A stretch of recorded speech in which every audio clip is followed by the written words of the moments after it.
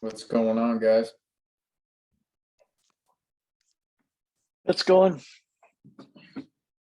Good evening. All right. Good evening. Are we ready to get started? Good seeing everybody. Oh, let's get to it.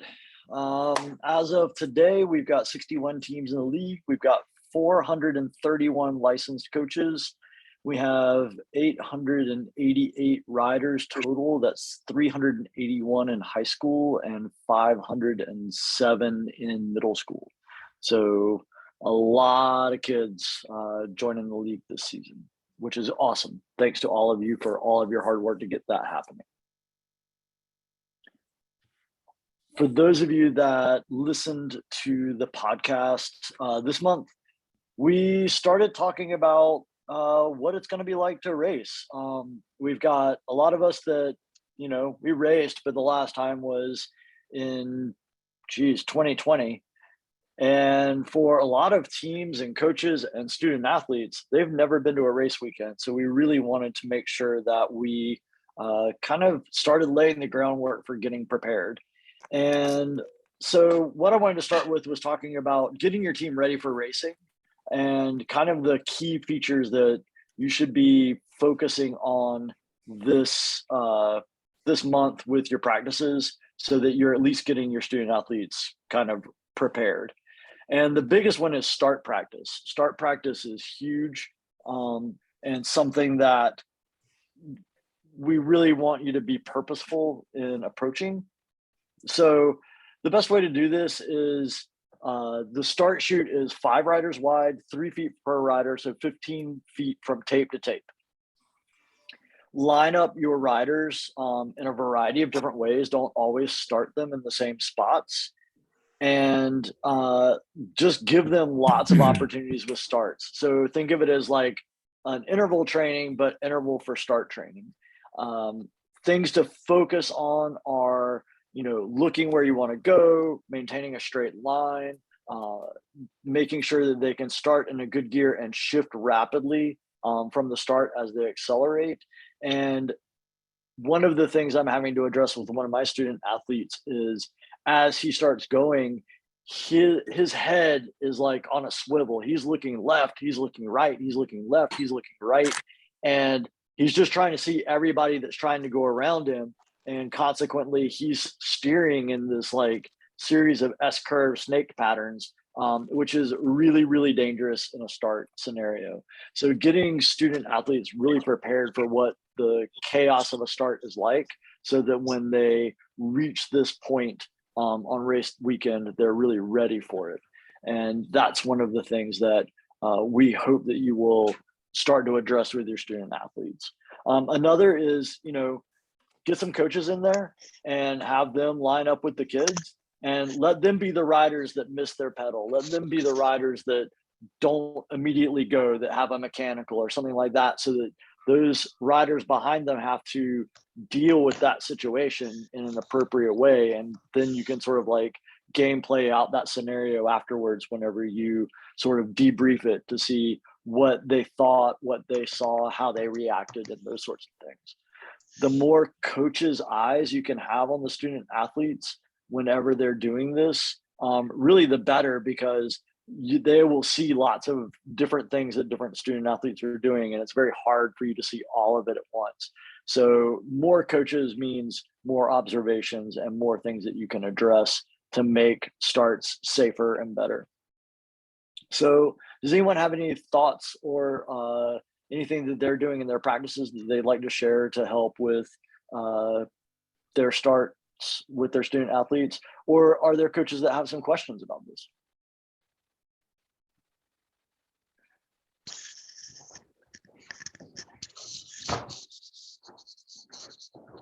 Hey, Sean. Yes. Murph. No. Yes, sir. What we, in addition to what you just said, and I'm sure there's many of us that are doing this, but what we do is with the extra coaches that are there, or just the coaches around you, is we don't tell the student athletes we're doing this, but we'll scream and yell attempting to intimidate what it would be like to exemplify what it would be like at a race start with all that nervous energy, and so they're used to that in advance.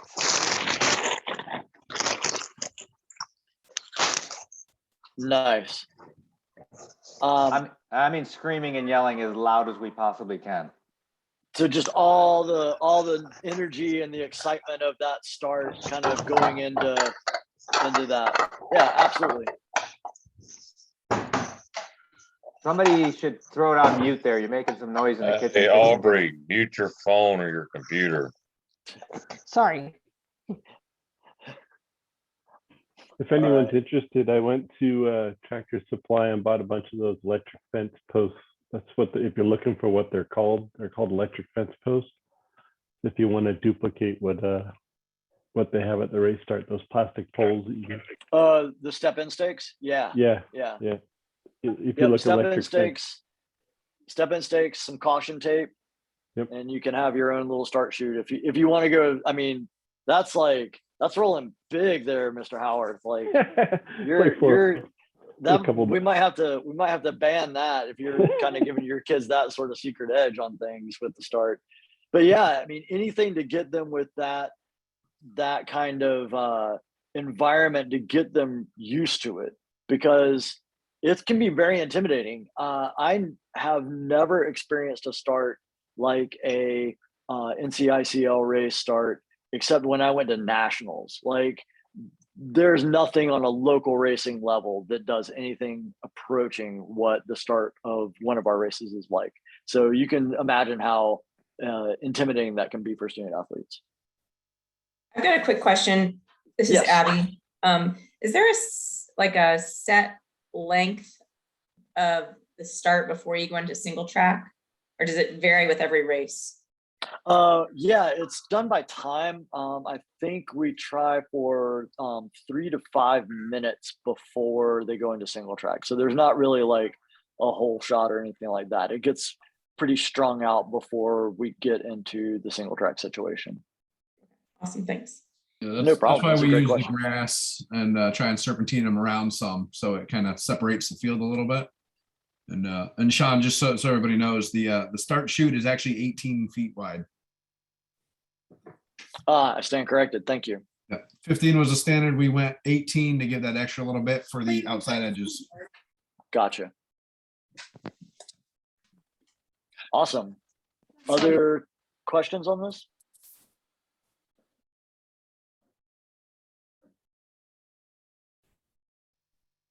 Cool. The other aspect that we want to talk about is feed zone practice. Don't let the first time a student athlete attempts to grab a bottle during a race be during their first race. Let it be something that you're doing in the fields, and also kind of find those coaches or parents that will be in the feed zone consistently and get them trained too. There is an art to being a feeder in the feed zone. Biggest number one mistake is holding the water bottle where you would normally grab the water bottle to drink from it. So to hold a water bottle correctly for a feed, you basically are grabbing it from the top of the water bottle with 3 to 4 fingers and holding it up about above your shoulder height, so that whenever the rider comes, they can actually grab the bottle as if they were drinking it and keep right on riding. You want to do it so that your elbow would bend in the direction that the rider is going, so that you're not going to stiff arm and it cause a problem. So you want to have that give of your elbow to also help. There's all kinds of different things that you can practice with that, but just practicing that clean kind of grab of the bottle is very key.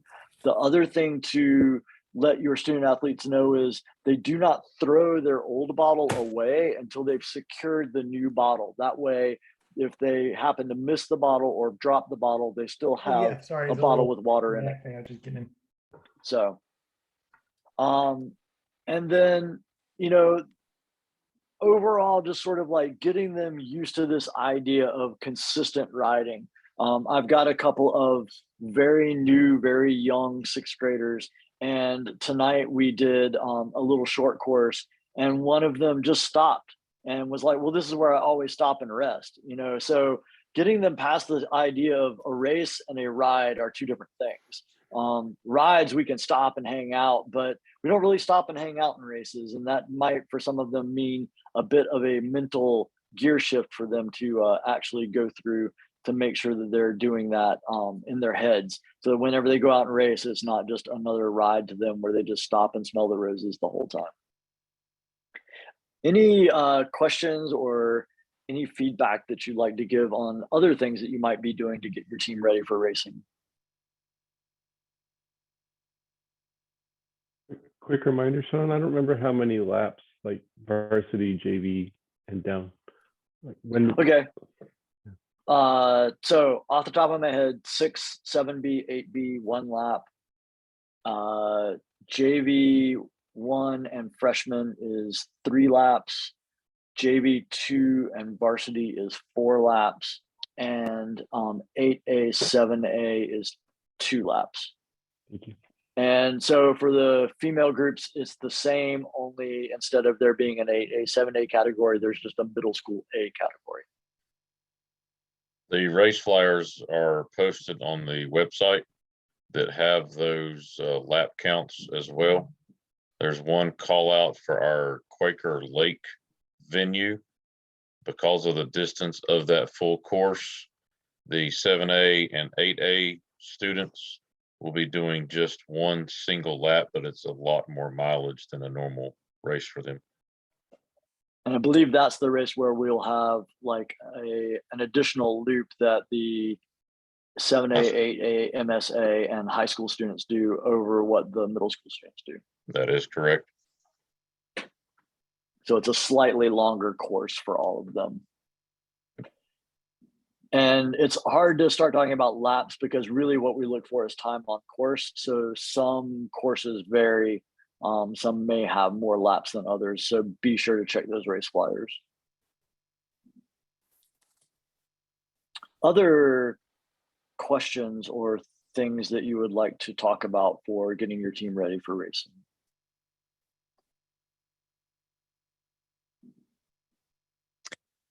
Hey Sean, this is Jan from Piss Garage. The taking over will be same rule as usual, that the student athletes call out the site and everything as before every year. I'm sorry, can you repeat that again for me? Sorry, the taking over the faster student athletes taking over the slower students athletes. The rules of the passing, that somebody calls behind and call the side that yes. he picked. Yeah. Yes, that's a great thing for us to talk about, Jan. So just to kind of reiterate, and for those of you that are newer to the league, we do definitely have this kind of call and response that we want to see student athletes doing for passing. So the rider who is approaching from the rear, who is wanting to pass, essentially says, you know, I am looking to pass, or I need to pass. And the rider in front acknowledges that, says, okay, and then says, you know, either pass me on the left or pass me on the right, or says, let me get to where it's safe. But some acknowledgement that they heard that student athlete needs to pass and that they're going to let them pass. And then whenever it's time for them to pass, they just say, pass me on the right, pass me on the left. The rider in the back says, okay, passes, and says, thank you, and have a good race. So just that sort of definitely trying to be very sportsmanlike and be very polite about it. And it's something that I think a lot of our student athletes are good at passing, but a lot of our student athletes might have some issues with being passed. And so it really is important to do these passing drills as part of your race prep, so that you can get student athletes understanding the need for not only allowing a rider to pass, but why they don't want to be holding that rider up. And I always try to coach my student athletes of like, that's obviously a person who's faster than you, let them pass you, and then try to stay on their wheel for as long as possible. See what it's like to go that speed and see what kind of experience that gives you. And then that's something for you to work towards. But we don't want to see anyone impeding riders. The bigger thing that we are really trying to avoid, and I think we've worked a lot of it out, is that we want to help our student athletes process when they think that a student athlete was maybe intentionally not letting them pass. A lot of times, our riders are catching the slowest rider of the group in front. So they're obviously the fast rider of their group, and now they're catching the slowest rider of the group in front. And so getting them to understand like that rider is probably doing everything they could just to keep going forward. So it wasn't so much that they were trying to intentionally slow them down, but more like they were just in survival mode and maybe weren't thinking clearly. And so helping them process that. And that can be difficult for teenagers because if you've ever lived with, cared for, and raised a teenager, they really do view themselves as the center of the world because that's how all of their experiences are. That's their brain development. So if someone's doing something like not letting them pass, it's intentional. It's like, that person was out to stop me. So make sure that you kind of help them process through that and see it's not necessarily as intentional. Jeff, you have your hand up. Yeah, just one other piece to add there for some of the newer folks is because I've seen this experience play out a handful of times with new middle schoolers. Sometimes the being passed, they end up getting nervous and they think it's just easier just to pull over and stop. They feel like they need to be Yes. polite and let this person by them. And then what will happen if we've got a big race is they'll be there on the side of the trail while 20 people go by because they're waiting on a safe time to get back in. And I think it's another just a real reason to emphasize trying to practice this because obviously worse things could happen, but they're going to be very frustrated. And the truth is they're not obligated to pull off and stop. No, They need to figure out, how to be comfortable letting somebody go by them. they're not obligated to pull off and stop. They're not obligated to take the bad line. The rider in front controls the trail. So, if it's the difference between the rocky, Rudy line and the smooth line, then they can let the passing rider take that rocky, Rudy, line and stay on the smooth line. They just kind of slow down and allow them to facilitate getting by quickly. But they don't need to place themselves in danger. They don't need to stop. They don't need to do anything. They just need to allow those other riders to go by. And that's a great point to make, Jeff.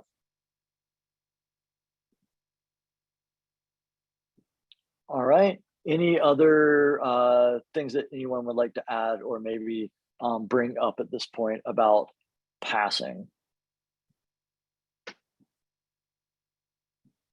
And thank you, Jan, for bringing this up because that was one that I did not have on my agenda, but that I will definitely make note of. And I had a parent ask one time the other day, when does that protocol start? How far away from the actual start of the race does the passing protocol start? Is that in the single track? Single track, yeah. Because when we're out in the open, there's no need to call passes. It's quite wide. It's in single track that we need to be calling that.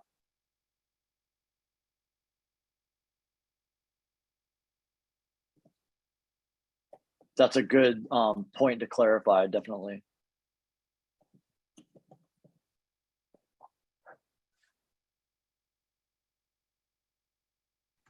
And I had a question from Diane Bush. I guess our level 2 coaches know these protocols. That I don't know. I can't really answer to that because this was something that we were doing in the 2019 and 2020 race seasons. And so it depends on when your level 2 coaches came in. But I would definitely want to say, have a very pointed conversation about it. And we'll put out some more information about it as we go through for the coaches conversation later this month, actually later this week. Okay, that'd be awesome because I don't know these rules. Yeah, I don't know how to teach them. Yeah, no, and let's be clear, it's not a rule. This is just like a protocol. So this is what we would like to see. At the very minimum, we do absolutely need riders calling passes. We've had a couple of fairly significant crashes that were, a rider, passing another rider, never saying a word, and just all of a sudden the rider moved left and there happened to be somebody there passing them and they never even knew it.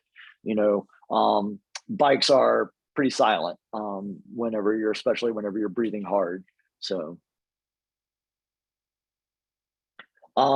Another thing that we'd really like to kind of talk about is something that one of our coach supporters, Brian Russell, who came to us from the Maryland League, something that he had started with his team. And I like when he explained it to Michael Eastwood and myself, we were both just like, oh man, that's a fantastic idea. And it's this idea of the race buddy. And so pairing your older, more experienced student athletes with your newer, younger, less experienced athletes. And so on race day, there's older race athlete is there to kind of guide them through like getting ready, getting warmed up.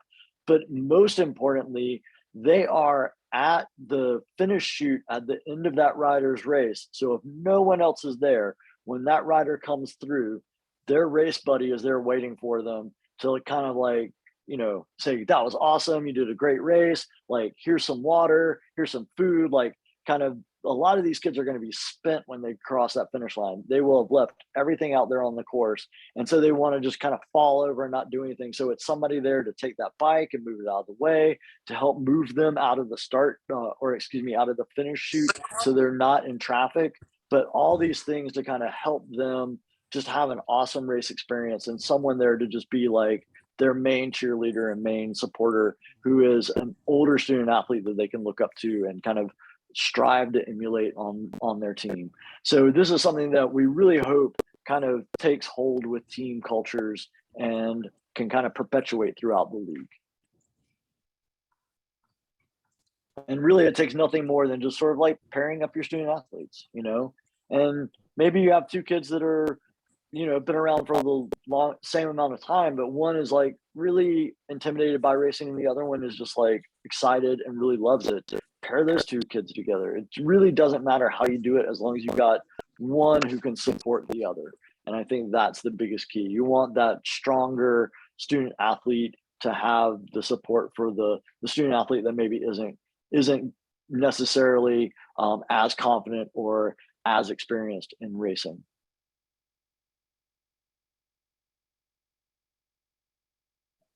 Any questions or anything anyone would like to add?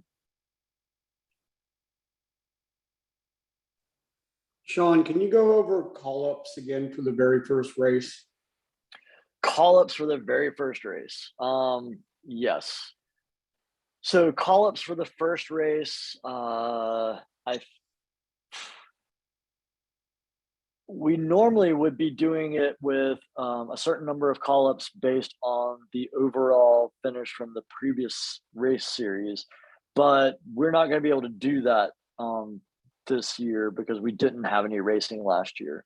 So we are largely going to be doing for the first race that kind of random seeding that we normally do. So drawing the numbers for each team and then kind of going in order. And so you line up your student athletes from kind of fastest to slowest, for lack of a better term, for that category. And so when they come around and point at you, your number one seed rider goes out. And the next time when it comes around and they point to you, your second seed rider goes out. But then after that, we'll be doing call-ups for everybody that has a previous result.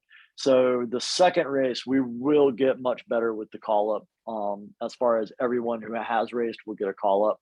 And then we'll do the random selection for anyone who would be racing for the first time at that point.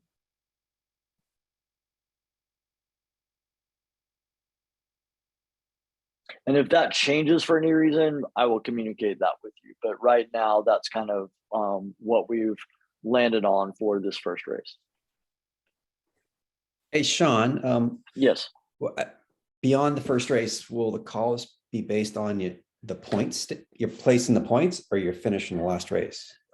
Place in the points. Great question. Yes, the place in the points. So it's your overall standing in the point series. The first race will obviously be however you finished in the second race, your call up will be however you finished in the first race. But then after that, it is your overall performance in the series.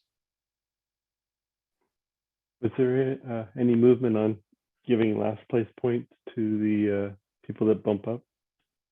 Yes, we've discussed that, and there was a lot of support I don't know where we've landed on that yet, but definitely that seemed to be pretty feasible and something that made a lot of sense. But we'll probably be discussing that again tonight. Every league call is essentially ironing out a million details and then figuring out that there's about a million others that you haven't thought of. So, but I'll definitely bring that one up again, Pete. Yeah, hey Sean, another question kind of similar. Yes. If we do end up with more than 50 kids in these 6, 7, and A or 6, 7, 8B races for boys, is there any thought to what happens to kids who couldn't get registered for the first race, but then come to the second race, and then for the rest, even for the rest of the races, are behind in points because they missed the first race? Is there any way to help that? Because it's unfair to them if they missed the first race because it was full and they couldn't get in, right? Yeah, I totally see that. I would be all ears for a suggestion on how to deal with that, because I honestly don't know. Remember that as an overall for the point series, we drop their least favorable race for them and only average out the ones that they could attend. Yeah, Right. this would be for the start though, and so I could see call-ups is what the effect is. Yeah, You're just constantly behind if you miss that first race, unless you did something like call-ups were based on dropping a race, right? Like, but that gets complicated. I don't know. I'll think about it and see if I can come up with anything. I didn't have an answer. I didn't know if it was something that had been brought up, but if we do end up with kids that can't race because it's full, they're definitely at a disadvantage. Think about it, and if you come up with something, let me know, but I'll also think about like what we could do. Yeah. Other questions or ideas or concerns? Sean, regarding the last race, I remember there was the race plates. Yes. On the race. Yeah. Okay. So the race plates have been ordered, and so it was the categories and riders that were all active. I think that was the middle of last week or something. We tried to get through all of the upgrades before we ordered the plates, got through all of them and made the order, but I think there's been a couple of upgrades since then, which is not a problem. We can process upgrades at any time. They just won't get a custom number plate for their category. But as of right now, those got ordered. That is something to stress with all of your student athletes and coaches, that only someone with a plate on their bike can be on course during race weekend. So I know I've had instances where parents have come and they want to ride the course with their student athlete. They're not registered coaches or anything like that. They can't be on the course. So all registered coaches and all registered student athletes would get a race plate. Even those student athletes that, like for the instance, the freshman JV1 or the middle school categories, if they happen to not get into the race, but they still are at the race, they can still participate in the team course preview on Saturday afternoon and get out and ride because they have a race plate. So definitely encourage that. But everyone else, parents especially, if they're just showing up, like just say, hey, probably a good idea to leave your bike at home because you're not really going to be able to ride it. Are students able to upgrade mid-season? Yes. Does that reset points starting position? Yes, it does. The points do not carry over from the category that they upgraded from. So realistically, the way to handle that is if you have a student athlete that after the first race is obviously just needs to upgrade, they were, kind of head and shoulders above everyone else in their category, make that upgrade after the first race. If they're not, then, if they upgrade like 2 or 3 races in, they're going to lose all those points and just upgrade to the next category if they're trying to go for an overall. If not, if they just want to upgrade because that's what they're trying to do, it doesn't really matter when, as long as they're not concerned about the overall points. For the future, I heard that the Alabama League does a time trial event that sets starts and categories for their season. Yeah, I mean, we've talked about that, but that, you know, there's a lot of different things that are going on with that, and it could present one of those issues of where do we have it? Do we need to have more than one? And then we start putting on more events that we really don't have the bandwidth for. But that is something that we've, you know, tried to eliminate with just this one time. You know, if we start doing call-ups for everybody, because remember in the past, we did call-ups just for the first 10. And then after that, it was random. So even if you would race 3 races, you were like, you know, still getting caught in this random draw if you weren't in the top 10. But now what we do is we give everybody a call up that has any points in the standing. It's only those riders after the first race that haven't raced at all that end up getting that random call up after that. What categories do we expect will fill up? Nikki, it's going to be the middle school boys 6, 7B, 8B categories. Those will have a cap. They're 50 riders per in that wave. And then the freshman JV1 boys, there will be a cap of 75 riders per category in that wave. All other waves do not have enough riders to mandate a wave cap. So if all of the categories of riders combined in a wave equals more than 150 riders, then we would impose that wave cap. But right now, the only 2 that fall under that category are wave 1, 6, 7B, 8B, and wave 3, which is freshman JV1 boys.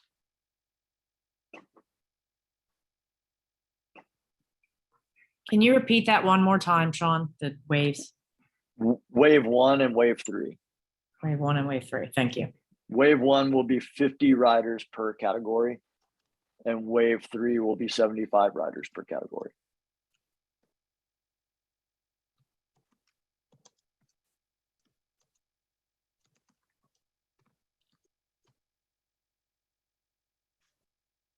Hey, Sean, this is Ryan.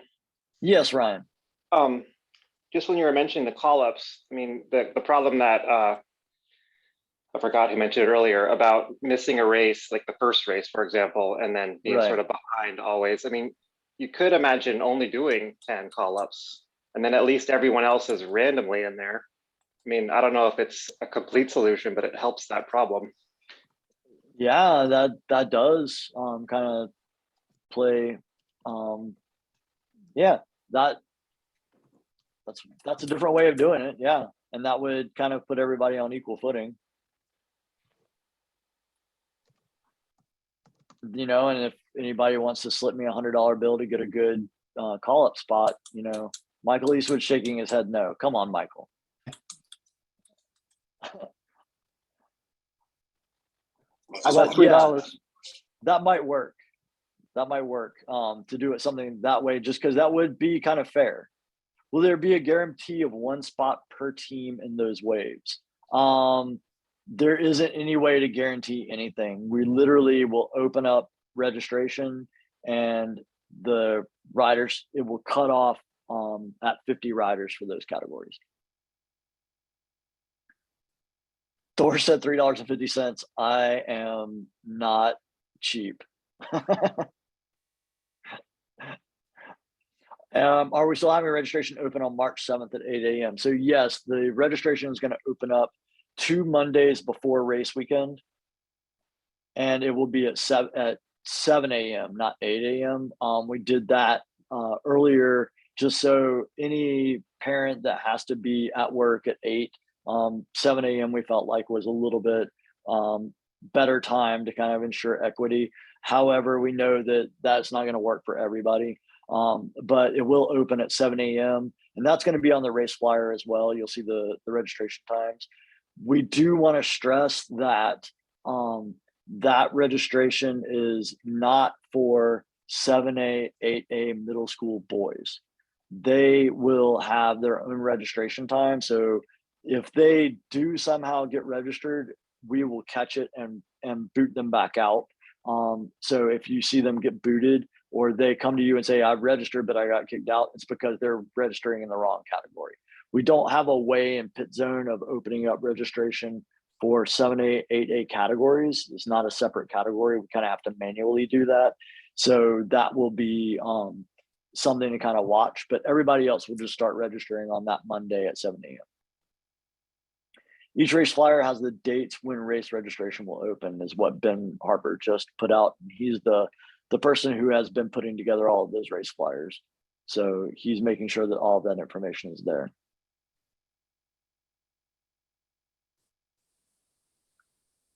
Other questions? Browns Creek race flyer is not available. It is in the owner's trash in parentheses. So, yeah, Ben's on it. Just a shout out to Ben on the race flyer. It's outstanding, and there is so much information in there. Everyone, I just highly recommend for those for the first time racing, read it and give it to parents to read it, because it's going to save you a lot of questions coming your way.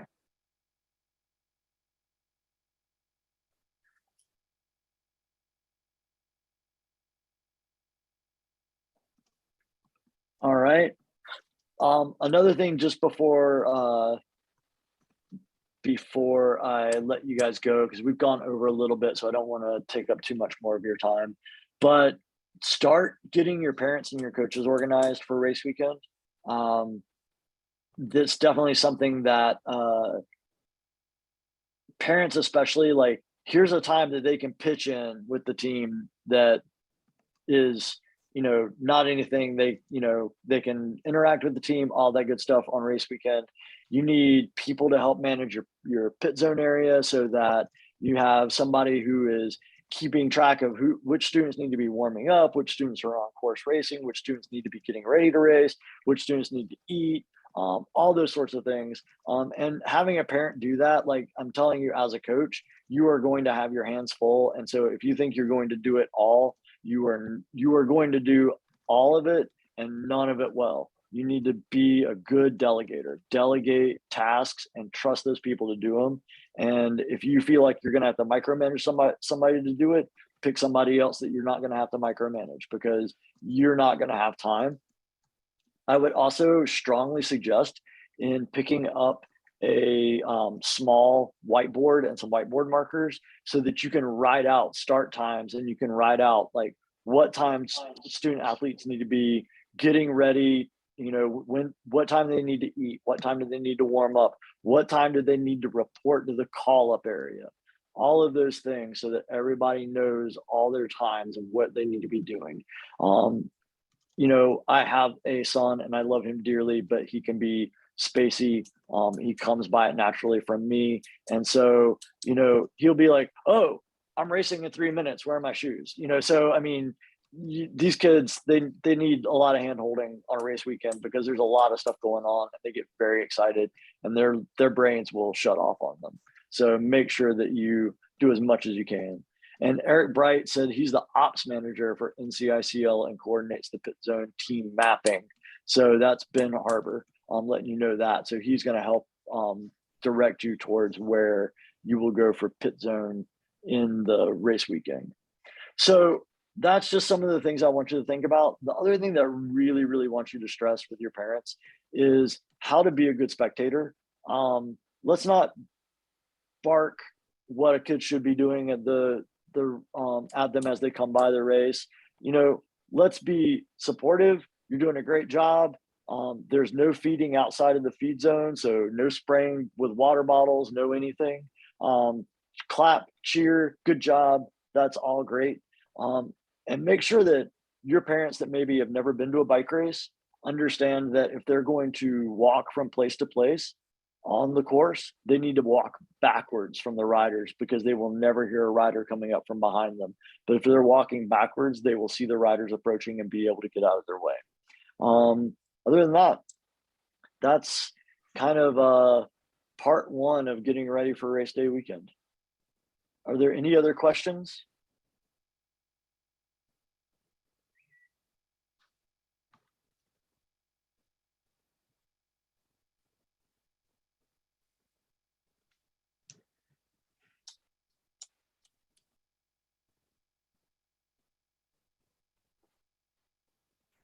All right, sounds great. When is the last time to petition to move up a category? Anytime, like we're taking them now. So sooner the better. Hey, Sean, Also, okay. yeah, go ahead, Pete. If you're doing the shadow thing, do you need to sign up through the volunteer thing or no? Shadowing for race crew, Yeah. we'll be reaching out to you. Okay, thanks. No problem. That was a great question. Thank you. And one last thing. So we did have a question come from a head coach who said they were going to be unable to make it to a race weekend for various reasons. And, you know, just to be very clear, it is required that that the head coach be in attendance at races, because you are sort of the one who oversees everything and you have the primary duty of care. However, you can designate another coach to serve as head coach, but they have to have the right qualifications to be head coach of the team. So if your team is in its third season or later, that means they have to be a level 3. So if you are the only level 3 and you're not going to be able to make it to the race, then there's going to be the inability for your team to come race because they won't have a head coach at the race. Hey, Sean, just how do you do the designation, please? Let us know. So you can Okay. let me know, and you don't have to make the switch in pit zone, but you can let me know, like, for this race, this person will be the head coach. And that way we'll know who to go to, because with us as race crew, like anytime we've got to address anything with a team, we're going to be going and asking for the head coach, because the head coach is the person that we communicate with, and the head coach is then going to communicate with the team. Very good, thanks. Yes, thank you for that follow-up question.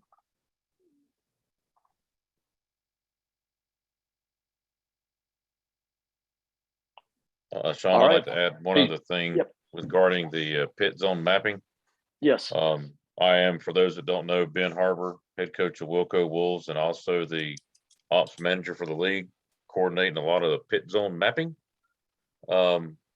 We are striving to have that mapping done the Thursday before race weekend, but we start collecting the data Tuesday morning. So it is an absolute scramble to get all of that magical shifting of tent sizing and people put together.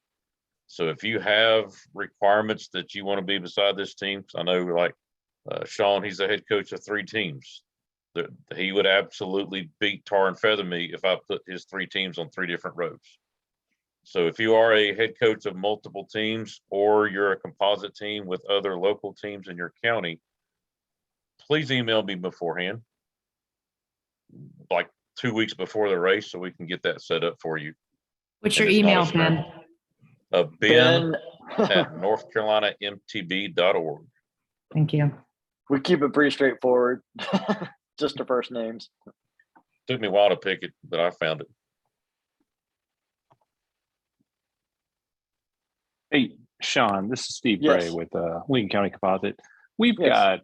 got, we've got a few middle schoolers, 7th and 8th, and they're kind of on the edge. Like, they've got the skills to ride I don't know how well, second lap's gonna be a little bit of a challenge. But from a fitness standpoint this time, how many kids though? I mean, if there's 500 middle school kids, right? Like, is it better that they go up so they can race? I mean, and we're kind of torn, right? Like, Yeah. that's like, I mean, there's so many kids, it sounds like. I mean, I don't know what the breakdown is, but I assume a couple hundred, Yeah, 6 there's and 150 and 7 or so. I mean, yeah, it's, there's over 100 in each one of those categories. But then, historically speaking, take 20% of those kids out, because Okay. about 20% of the league does not race.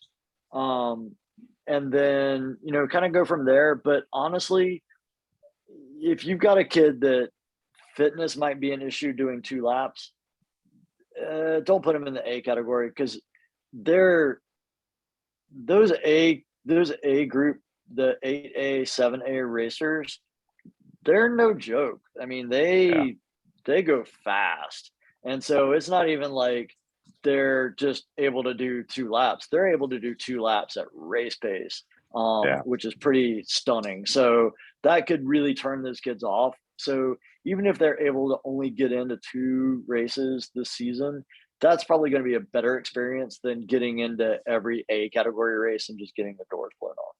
Yeah, and maybe by the end of the season, they've got their endurance up where it's no big deal, right? Like if Yeah. they can and they can move up. They definitely have the bike skills for it and have raced some in the past, so it's not like they'd be out. But yeah, that's why I didn't know if it looked like there was more kids signing up for A this year because it sort of guaranteed you'd be able to race, or if it's been still around that 15 to 20 like it was in the past kind of kids, number of kids. Yeah, I mean, we look at those kids. We don't just go, "Oh, you want to race A," and let you race. Yeah. Like we need to see, like, okay, what have you done? Where are you at? Like, what are some things that can really justify that you're in the A category?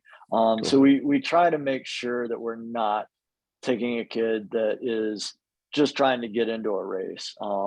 You know, to make sure that they are going to have a good experience, because we want everybody to have a good experience.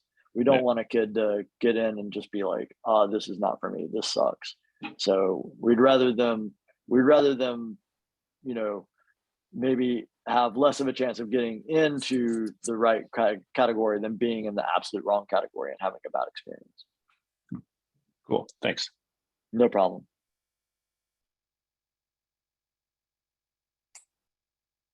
Other questions?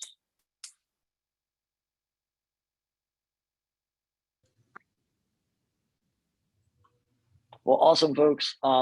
Thank you very much. I appreciate it. Look for the coaches conversation email later this week. And the couple of things that you all mentioned for ideas, I'll be bringing those up on the league call that is following this one. But thank you very much for your time. And yeah, we are like 4 weeks away from our first race and getting to see each other in person for the first time in 2 years. So can't wait. Very excited. Woohoo.